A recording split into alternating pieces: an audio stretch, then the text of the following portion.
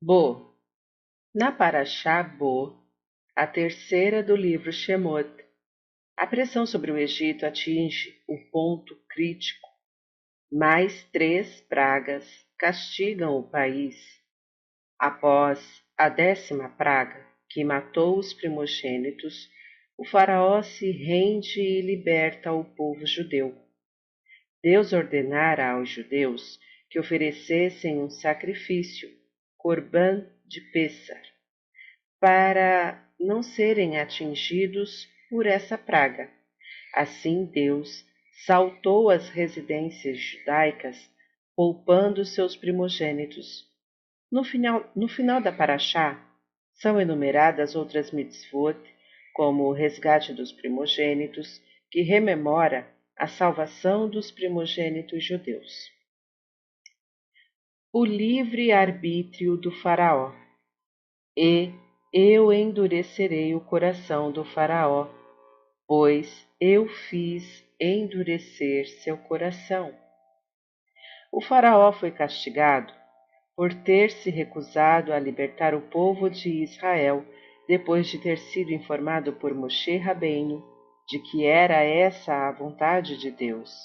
Porém, em diversos versículos da Torá, lemos que Deus endureceu o coração do faraó para mostrar sua força, e eu endurecerei o coração do faraó e multiplicarei meus sinais e meus milagres na terra do Egito.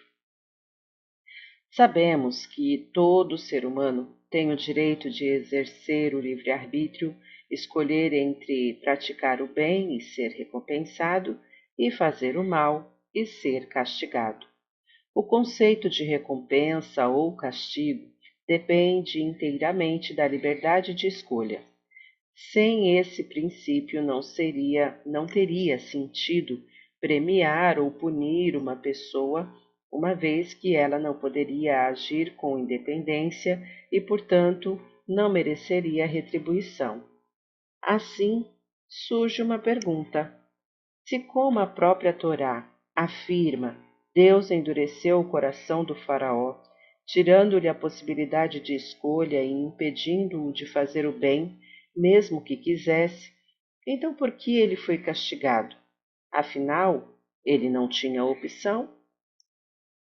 Encontramos uma explicação interessante no livro Shen Mishmuel. Na verdade, Deus não tirou o livre-arbítrio do faraó. Ele atuou de outra maneira. Podemos observar que as pessoas comuns em geral são sentimentais e se impressionam facilmente com o que acontece ao seu redor. Por outro lado, o indivíduo de tendência racionalista não se comove por qualquer motivo, sendo mais difícil que se emocione. A princípio, os egípcios eram pessoas comuns, bastante emotivas. Portanto, as pragas que atingiram o Egito e a dor que elas causaram deveria tê-los sensibilizados, levado-os a libertar os judeus. Porém, Deus os transformou num povo extremamente intelectualizado, pouco impressionável. Consequentemente, eles não se comoveram com tudo que viram e sofreram e não libertaram os judeus.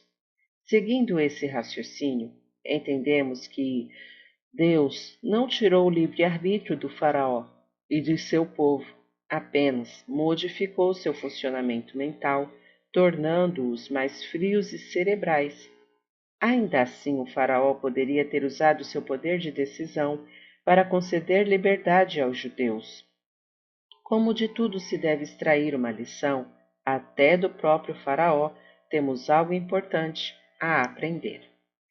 Apesar de todos os golpes que levou o faraó, se manteve irredutível, mostrando uma boa dose de teimosia.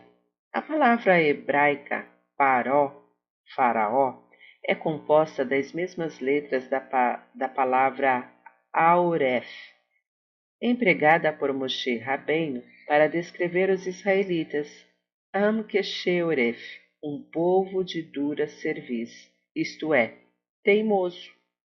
A obstinação do faraó nos ensina que devemos insistir em nossos princípios, O Yetzer Hará constantemente tenta nos derrubar. Se não consegue na primeira vez, ele volta com tempo e paciência e não desiste até alcançar seu objetivo. Se agirmos como o Faraó, perseverando em nosso judaísmo sem relaxar, nós não seremos derrotados. O propósito do exílio no Egito. E disse Deus a Moisés: Estende tua mão aos céus e que haja escuridão. Nesta paraxá são descritas as últimas 3 pragas, entre elas as trevas espessas que envolveram os egípcios, enquanto as habitações dos judeus tudo permaneceu iluminado. Essa escuridão não consistiu apenas em ausência de luz, em sim num obscurecimento extremamente cerrado. Nossos sábios explicam que Deus intensificou as trevas porque havia entre os judeus indivíduos muito ricos que não queriam sair do Egito por causa dos bens e da fortuna que possuíam. De fato, eles foram castigados durante a praga. Todos morreram. Porém, para que os egípcios não o percebessem, Deus aumentou a escuridão. Assim não poderiam dizer mais tarde que ele castigou também o povo judeu. Essa praga deixou os egípcios paralisados, sem poder de reação. Depois de tantos anos de sofrimento e escravidão, em que era praticamente impossível deixar o Egito, finalmente os israelitas tinham a chance de fugir. Então pergunta o Ratan Sofer, por que não aproveitaram essa rara ocasião para partir e livrar-se dos tormentos? A resposta é que, quando ainda não tivera o início a escravidão, Yosef, antes de falecer, prometeu a seus irmãos: Eu morro, e Deus certamente vos visitará e vos fará subir desta terra, a terra que jurou a Abraham, Isaac e Jacó. Portanto, uma vez que Deus ainda não anunciara a libertação, os judeus não podiam tirar proveito da situação e escapar. Mas por que era preciso aguardar o chamamento divino? A Hassidut explica que o exílio dos judeus no Egito não tinha a finalidade de causar dor ou punir os filhos de Israel. Afinal, como poderia ser este o propósito? Então, por que tiveram de passar por tudo isso? O sofrimento serviu de preparação para a formação do povo, como está escrito, e Deus vos tirou do cadinho de ferro do Egito. Assim como a fundição do metal deve ser feita a temperatura muito altas, o exílio no Egito foi necessário para transformar aquele agrupamento de pessoas num povo. Por essa razão, enquanto o processo não estivesse concluído, eles não podiam sair, nem mesmo com a grande oportunidade proporcionada pelas trevas. Era uma vez a centelha judaica. Perla Cohen assistia às aulas de Torá e participava de diversas atividades no Beit Chabad de Lyon, na França. Com o passar do tempo, ela foi se envolvendo com o judaísmo, enriqueceu seus conhecimentos e até começou a praticar alguns preceitos pouco a pouco. Numa das aulas, a senhora Gurenwit falou da mezuzá e sua importância. As palavras de Rabetzin penetraram o coração de Perla, que decidiu afixar uma mezuzá à porta da sua casa. Contudo, algum tempo depois, ela retirou a mezuzá. Suas amigas lhe haviam explicado que é muito perigoso exibir símbolos judaicos quando temos vizinhos não judeus. Afinal, o antissemitismo na França vinha crescendo e muitos ansiavam por prejudicar os judeus. Amedrontada, Perla removeu a mezuzá de sua porta. Semanas depois, quando chegou em casa, Perla encontrou um bilhete que dizia: Tenho um pacote para você. Seu vizinho do terceiro andar.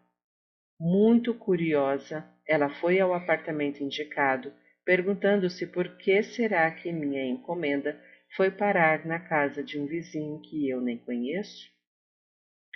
Um senhor simpático, com um largo sorriso, abriu a porta e entregou-lhe o pacote.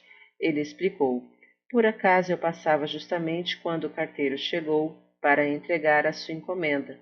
Ele tocou a campainha demoradamente, mas não havia ninguém em casa.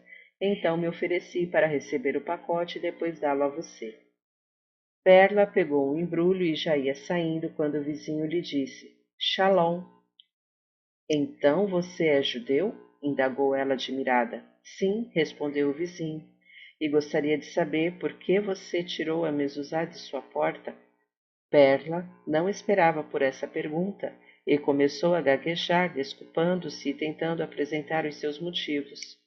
O homem escutou atentamente e depois falou: Sou um sobrevivente do Holocausto. Após a guerra, fiquei sozinho no mundo, pois tinha perdido toda a minha família, minha esposa e meus filhos. Eu queria fugir de tudo que fosse relacionado ao judaísmo, Torá, mitzvot.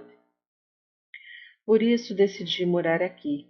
Tinha certeza de que jamais encontraria judeus neste lugar.